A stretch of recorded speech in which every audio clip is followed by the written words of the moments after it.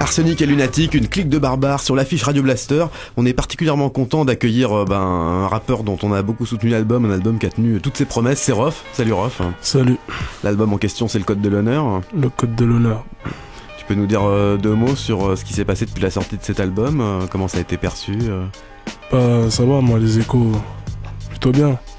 Les gens qui l'attendaient, s'attendaient à ça. Ça a été violent pour d'autres.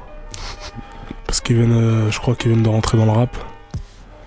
Donc je les comprends un peu. Il y en a, ils m'ont dit c'est en avance. Il faut revenir dans un album comme ça, de sortir dans 5 ans, 6 ans, peut-être qu'il aurait été mieux compris, mieux perçu par les gens qui peuvent le faire passer en radio, tu vois, dans les grandes radios.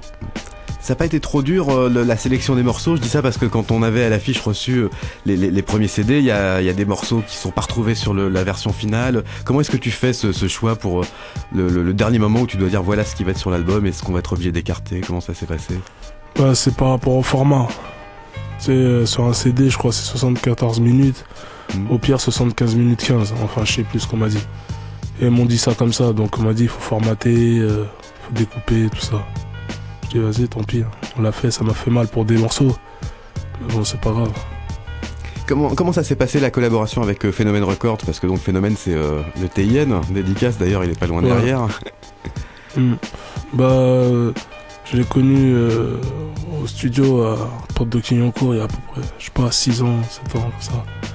Et voilà, t'as vu, on s'entendait bien avec l'équipe d'Express D.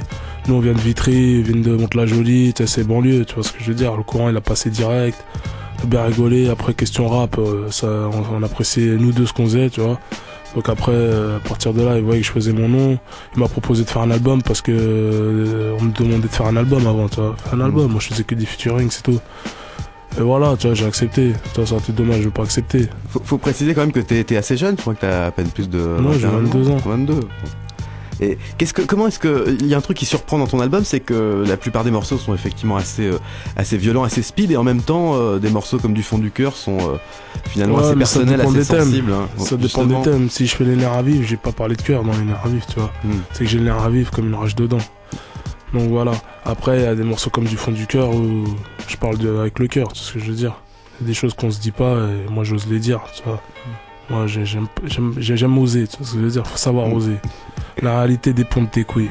Faut savoir oser. Ça s'entend à l'écoute du Code de l'honneur. Bah écoute, on va écouter un petit morceau inédit. D'abord un petit mot, comment tu vois ton futur maintenant? Tu penses déjà un deuxième album? Inch'Allah, je pense un deuxième album parce que tout le monde a le droit à sa deuxième chance. Regarde, Adji, le combat continue, 113 Prince de la Ville. Moi c'était mon premier album, je l'ai fait brut, tu vois. Et je l'ai fait à l'état brut. Maintenant j'ai retenu des choses. Tu vois, j'ai pris une expérience dessus. Et moi j'ai envie de construire, j'ai envie d'exploiter mon blaze. Logique. On vous rappelle faire des trucs. On vous rappelle que le Code de l'honneur est toujours en vente libre dans les bacs. Et puis Rof ROH2F sur l'affiche Radio Blaster avec un petit texte inédit à rien que pour vous. C'est